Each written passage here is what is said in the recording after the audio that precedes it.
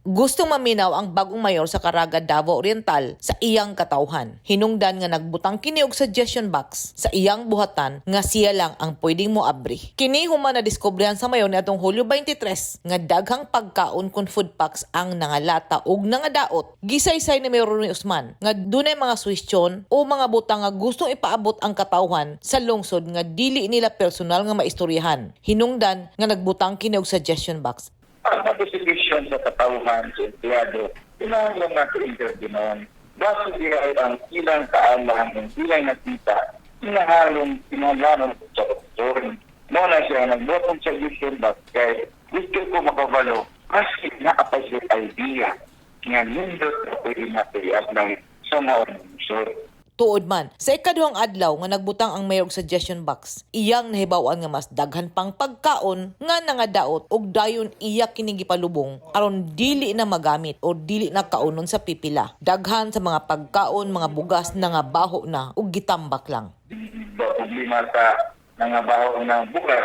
So, isa ko siya nga nakatapang ka ng information sa publiko na musumbong sila.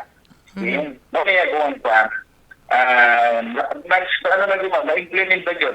Na-exercise na dito sa katawan. Kung nang kuwagin lang para gamitan din ang siya bako para sa tao, hindi ka lukapon ba? Dili na gusto sa mayor nga uting kayon pa kung kinsa ang responsable. Apan, iyang gibutyag nga wa siya nauyon sa paong panghitabo. Kay matod niini, iya na lang gipaniguro nga wala nay makakaon sa naisgutang bugas o mga baho nga pagkaon tungod kay makadaot kini sa panglawas. Kini ang unang higayon nga dunay suggestion box ang lungsod sa Caraga. Kini aron ipaniguro nga iyang madungog ang suwestyon sa iyang katawhan ug ila usab mapadangat ang ilang mulo sa mayor. Ang lungsod sa Caraga, Davao Oriental na himong munisipyo niadtong October 29, 1903 ubo sa Organic Act 21. Mao kini ang pinakakaraan nga lungsod sa Davao Oriental nga adunay 17 ka mga barangay ug mao kini ang paraiso sa tribong Mandaya. Edith Kaduayan, News 10 Philippines. Stay safe.